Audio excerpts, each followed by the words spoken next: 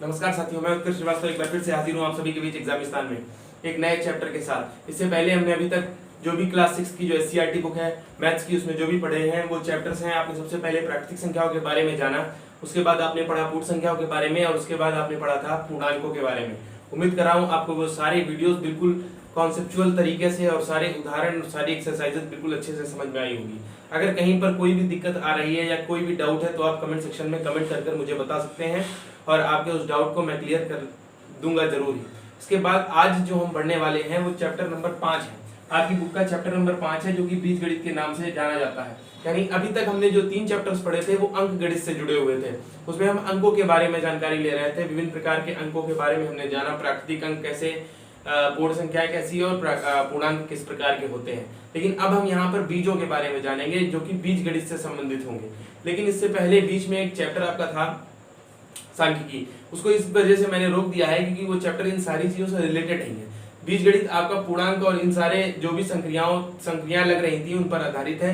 इसे आप पढ़ेंगे तो उससे रिलेट कर पाएंगे और वो चीजें ज्यादा पक्की हो जाएंगी। इसलिए हम जानते हैं कि सबसे पहले बीजगणित में हमें किन किन चीजों को पढ़ना है। आपकी बुक जो है उसमें कौन कौन से कॉन्सेप्ट्स दे रखे हैं, सबसे पहले हम उन पर काम करेंगे और उसके बाद आपके पेपर में आए हुए, एग्जाम में आए हुए जो भी क्वेश्चन है उनको सॉल्व करेंगे और इनसे उन्हें रिलेट करेंगे। आइए देखते हैं सबसे पहली चीज जो हमें बीजगणित में पढ़नी है वो क्या है। सबसे पहली चीज बिल्कुल वही प्रश्न है, क्या है, यानी बीजगणित आखिर क्या है, बीजगणित में हमें पढ़ना क्या है। मेरे प्यारे साथियों, छोटे छोटे प्रश्नों का उत्तर हम यहीं पर हल कर लेते हैं। जैसे अंक गणित में आप अंकों की गणित पढ़ते हैं, यानी अंकों से संबंधित विभिन्न प्रकार की संक्रियाएं, अंकों से संबंधित जोड़, घटाना, गुणा, भाग, उन पर लगने वाले विभिन्न प्रकार की प्रॉपर्टीज, जैसे कि आपने पढ़ा संवरक नियम, क्रम विनिमय नियम, इस तरीके से आप अंकों पर पढ़ रहे थे। अब लगभग सारी प्रक्रियाएं हमें संक्रियाओं का यूज करना है, किस पर, बीजों पर। अब बीज क्या होते हैं, प्रश्न ये उठता है कि आखिर बीज गणित में बीज हम लोग चिल्लाते हैं तो ये बीज है क्या। बीज जो होते हैं इन्हें हम कहते हैं अक्षर संख्याएं। इनका जो दूसरा नाम है वो है अक्षर संख्याएं। अक्षर संख्याएं जैसे जो 1 2 3 4 5 आप पढ़ रहे थे, इनको आपने जब पहले चैप्टर में देखा होगा तो इनको एक नाम दिया गया था संख्यांक। उसी प्रकार से जब हम बीज गणित में विभिन्न प्रकार के अक्षरों का प्रयोग करते हैं, जैसे हम कहीं कहीं पर A B C या X Y Z इस तरीके से, या का, खा, गा, इनका भी प्रयोग यहाँ पर कर सकते हैं। जो हम इनका प्रयोग करते हैं किसी प्रश्न को हल करने में और वहां पर मौजूद अज्ञात तत्व को या अज्ञात संख्या को ज्ञात करने में, तब वहां पर इन इस्तेमाल किए हुए अक्षरों को ही बीज कहा जाता है। इन बीज का जो दूसरा नाम होता है वो होता है अक्षर संख्याएं। यानी कि यहाँ पर प्रश्नों में इन अक्षरों का यूज संख्या के रूप में हो रहा है, जिनका कोई ना कोई एक पार्टिकुलर मान होगा, जो आप जब सवाल को हल करेंगे तब आपको पता चलेगा। इसलिए यही बीज गणित की संकल्पना है और इसमें बीज का अर्थ है अक्षर संख्याएं। अक्षर संख्याओं में ABCD XYZ और अक्षरों को, हिंदी के अक्षरों को भी लिया जा सकता है, जैसे का, खा, गा, इस प्रकार से वर्णों को लिया जा सकता है। तो मेरे प्यारे साथियों, यहाँ पर आपने समझ लिया होगा कि आखिर बीज गणित क्या है और बीज गणित में किस चीज के बारे में हम जानते हैं और बीज क्या होता है और अंक गणित में अंक क्या होते हैं।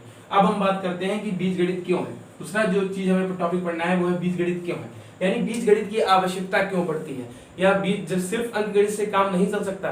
तो मेरे प्यारे साथियों, आप को यदि पूछा जाए कि आपसे अभी पूछा जाए वर्तमान समय में कि आपके घर में किसी एक व्यक्ति की पर्स रखी हुई है, उसमें आप मुझे बिना देखे हुए ये बता दें कि कितने रुपए हैं, तो आप शायद उसको बिल्कुल क्लियरली ना बता पाए। आप शायद उसका जवाब इस प्रकार से दें कि जो मेरी मम्मी की या मेरे पापा की जो पर्स है उसमें कुछ रुपए हैं, कुछ रुपए हैं या थोड़े रुपए हैं या बहुत रुपए हैं, कुछ, थोड़े या बहुत। इन्हीं प्रकार की जो डाउटफुल संकल्पनाएं होती हैं या अज्ञात राशियां होती हैं, इनको ज्ञात करने के लिए ही प्रयोग किया जाता है। किसका?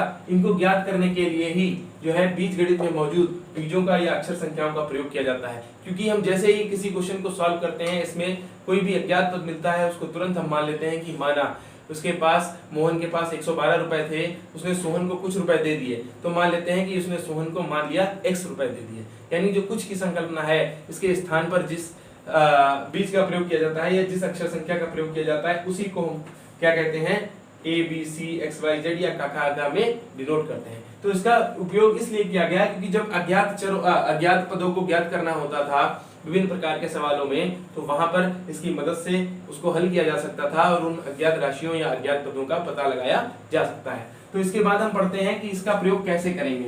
इसका प्रयोग कैसे करेंगे ये मैंने आपको उसी पहले वाले टॉपिक में बता दिया, यानी जो भी मैंने बताया कैसे प्रयोग करेंगे। माने जो कुछ या अज्ञात राशि होगी या कुछ या अज्ञात तत्व होंगे, वहां पर हम इनको सीधे सीधे मान लेंगे कि हम मानते हैं कि यहाँ पर ए रुपए थे, या ए चिड़िया बैठी थी, या ए सी जो है वो खाना खा रहे थे, सी लोग बैठ के खाना खा रहे थे, या उसने बी रुपए किसी को दे दिए। इस तरीके से मानेंगे। या तो हम मान लेते हैं कि कोई भी एक मतलब संरचना है जिसमें x भुजाएं हैं या 1 सेंटीमीटर की भुजा है, इस तरीके से माने अज्ञात तत्वों को प्रयोग प्राप्त करने के लिए हम यहाँ पर क्या करते हैं, बीजगणित का प्रयोग करते हैं। क्या है पता कर लिया, क्यों है पता कर लिया, कैसे प्रयोग करते हैं। कैसे प्रयोग का मतलब कैसे प्रयोग करते हैं, उसकी जगह पे मान लेते हैं जो भी अज्ञात राशि होती है। इसके बाद कथन वाले उदाहरण 1 और 2 आपकी बुक में आएंगे, हम उनके बारे में जानेंगे। उसके बाद हम आगे बढ़ेंगे तो हमें मिलेगा 5 एक्सरसाइज मिलेगी, इसको सॉल्व करेंगे। सारी चीजें आसान है, आपको बिल्कुल अच्छे से समझ में आएंगी। इसके बाद जो अगला जो कॉन्सेप्ट आया, यहाँ पर एक कॉन्सेप्ट हमने ये जो तीनों पढ़े ये भी एक प्रकार के कॉन्सेप्ट थे। इसके बाद जो हम ये पढ़ने जा रहे हैं ये भी कॉन्सेप्ट है, संख्या और अक्षरों पर मूल संक्रियाएं,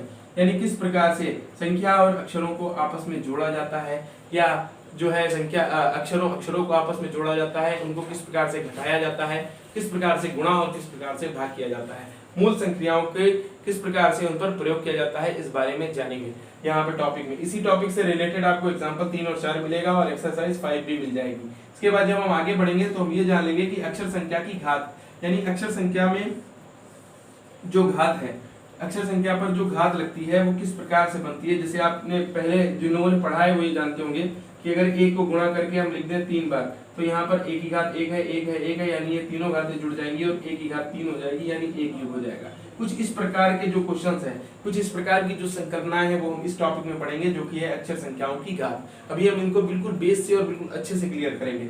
फिर इन्हीं पर आधारित कुछ उदाहरण है 5 और 6, और फिर अभ्यास दिया गया है 5C। इसको सॉल्व करते ही हम पहुंच जाएंगे चर और अचर के कॉन्सेप्ट पे, यानी कि कांस्टेंट और वेरिएबल के संकल्पना पे, किस प्रकार से चर होते हैं और किस प्रकार से अचर होते हैं, इनके बारे में जानेंगे। फिर इससे संबंधित उदाहरण दिया गया है 7 और अभ्यास दिया गया है 5D। इसके जस्ट बाद हम अगले कॉन्सेप्ट पे आ जाएंगे। ये भी कॉन्सेप्ट था और ये भी एक कॉन्सेप्ट है। कौन सा कॉन्सेप्ट, कि दक्षता अभ्यास। ये कॉन्सेप्ट नहीं है, ये तो आपका अभ्यास आ गया ना, कि दक्षता अभ्यास, यानी जब आपने ये सारी चीजें पढ़ ली डी तक की, तो आपको क्या कराया गया, पूरा जो निचोड़ था वो एक दक्षता अभ्यास में दे दिया गया। और सबसे इंपॉर्टेंट जो चीज है वो किसी भी चैप्टर में हमने क्या सीखा, उस पूरे चैप्टर से हमने क्या रटा नहीं, हमने क्या सीखा, हमारी संकल्पना क्या डेवलप हुई, क्या इससे जुड़े हुए सवालों को हम आगे आने वाले समय में हेल्प कर पाएंगे, और कुछ हम समझ पाए हैं या नहीं, हमारी समझ जो पहले थी उससे कितनी ज्यादा विकसित हो पाई। इन सब चीजों के बारे में जानने के लिए हम देखेंगे हमने क्या सीखा। इसलिए मेरे प्यारे दोस्तों, आप इसके वीडियोस को फॉलो कर सकते हैं, पिछले जो भी वीडियोस पढ़े हैं उनको देख सकते हैं और इनको अपने साथियों तक शेयर करिए। और अगले वीडियो में आपको बीजगणित शुरुआत से पूरी मिलेगी और हम लोग उसमें काम करेंगे अपना। यहाँ पर कौन कौन सी संकल्पनाएं सीखनी है एक बार फिर से रिवाइज कर लीजिए जल्दी से। सबसे पहले हम पता कर लेंगे बीजगणित क्या है, इसका प्रयोग क्यों होता है और इसको कैसे प्रयोग किया जाता है, और इसके बाद सीखेंगे कि जो संख्या और अक्षर है उन पर किस प्रकार से मूल क्रियाओं का प्रयोग किया जाता है। जो अगला कॉन्सेप्ट हम पढ़ेंगे वो अक्षर संख्याओं की घात के बारे में पढ़ेंगे, और इसके बाद जो अंत में पढ़ेंगे वो है चर और अचर की संकल्पना। मेरे प्यारे साथियों, मैं आपसे कहना चाहता हूं कि आपके जो भी साथी गणित में कमजोर हैं उन तक इस वीडियो को पहुंचाइए और इस चैप्टर को पढ़ने में उनकी मदद कीजिए, क्योंकि मैंने देखा है कि एडवांस मैथ में बहुत सारे बच्चे बहुत ज्यादा वीक होते हैं। उनको ये बिल्कुल सुनहरा मौका है किसी भी चीज को या अलजेब्रा को बिल्कुल आसानी से और शुरुआत से सीखने का। सारी चीजें बिल्कुल साधारण भाषा में और बहुत ही आसानी से सिखाई जा रही हैं। उम्मीद कर रहा हूँ आपको ये वीडियोस पसंद आ रहे होंगे। आप हमारे वीडियो को लाइक कर सकते हैं और उसे शेयर कर सकते हैं और हमारे चैनल को सब्सक्राइब कर सकते हैं। थैंक यू, मिलते हैं अगले वीडियो में जो कि अलजेब्रा का होगा।